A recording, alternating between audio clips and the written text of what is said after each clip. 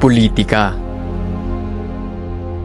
Dapat ay paglilingkod. Dapat ay pagkilos. Pero dito sa atin, parang teleserye. Ang bida, lumalabas lang tuwing may kamera. Popular relatives. Tita Cory at Kuya Ang politika ay ang paggawa ng desisyon para sa kabutihan at kapakanan ng lahat. Pero kung nakikita lang sila tuwing may eleksyon,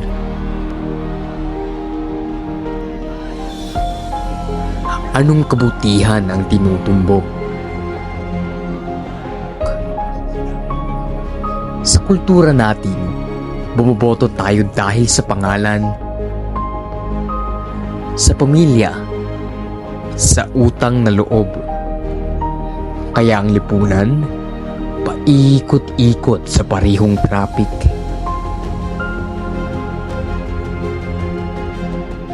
Parehong mukha, ibang kulay ng poster.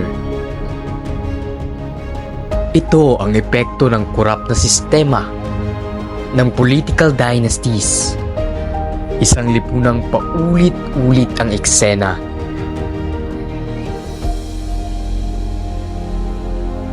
Kung sa ibang bansa may transparency, accountability, and good governance, dito may TARP, may relief goods,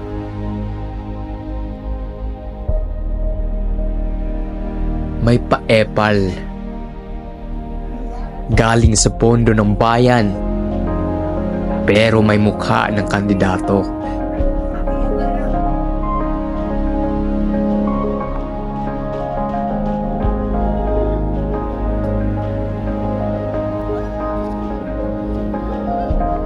Politics becomes personal. Public office becomes performance. Ang institusyong dapat nagsisilbi, ginawang entablado ng imbasyon. Dahil sa maling sistema, tayo ang naghihirap. Ang magulang mo, tatakbo ulit sa trabaho kahit binagyo. Ang estudyante, nag-aaral sa silid na butas ang bubong. At ang epekto, pagod, pagdududa, kawalang interes sa pamahalaan, at muling pagboto sa parehong pangako. Pero hindi ito dapat magpatuloy. May solusyon. At ito ay edukasyon. Tayo ang simula. Tayo ang agent of social change. Pwedeng putulin ang cycle na ang leader ay hindi lang dapat sikat, kundi tapat.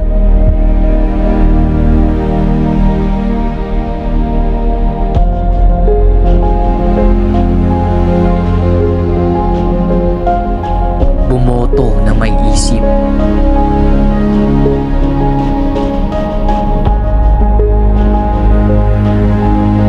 Kumilos na may prinsipyo. Magsalita, magsuri, malindigan. Hindi tayo audience. Hindi tayo boto lang. Tayo ang boses. Tayo ang bayan. Tayo ang pagbabago.